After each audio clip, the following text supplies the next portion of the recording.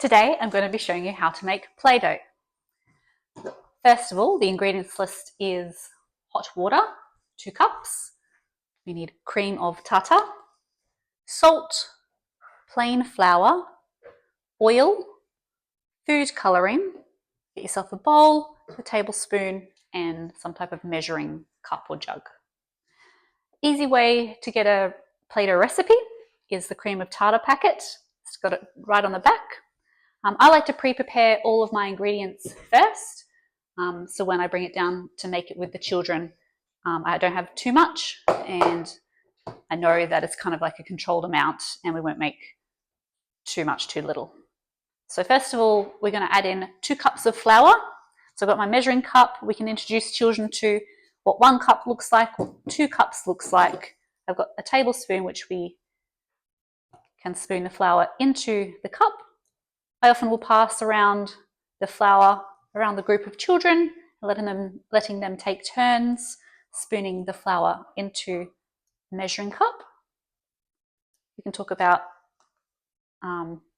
what it looks like when we reach one cup. We can read it on there. We can talk about when we get to 2 cups, what that looks like, where it was empty and now it's full. So we're looking at quantities and measurements and how to read. Pour it in. The next ingredient we need is salt. We need 2 cups of that. So again, I would pass around the salt and let the children take turns adding the salt into the measuring jug. Today I'm just going to fast forward and show you quickly. Add the salt in. You want to give that a little bit of a mix around. Next is oil. This is probably the most messiest part of the recipe. So just take care when adding this. I have a little bit more than 2 tablespoons. It's okay if they do add a little bit more. It's no dramas. You can always add a little bit more, a little bit less of each ingredient if it gets a bit too wet or a bit too dry. Play-Doh is very forgiving.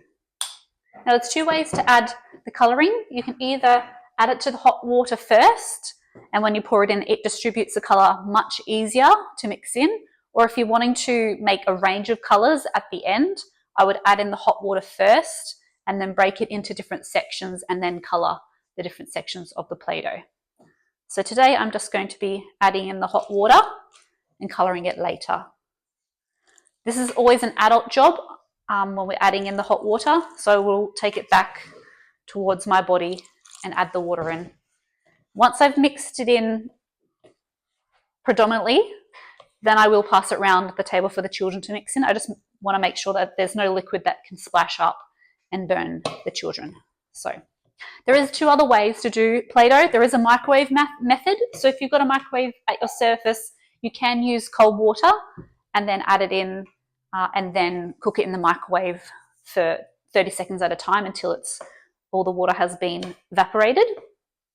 But this time I'm using this method because it allows you to make it straight away at the table without moving from, kitchen to classrooms, and you can start playing with the Play-Doh instantly afterwards.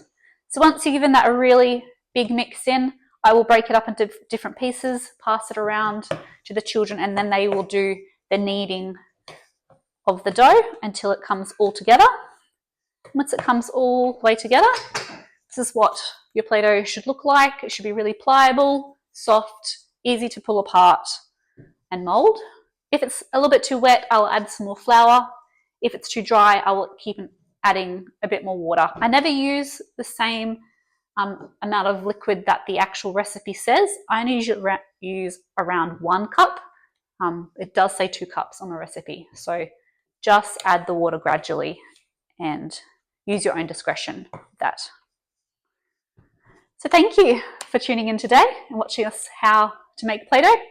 Have some fun, talk about maths, get some big movements in, and I'll see you next time.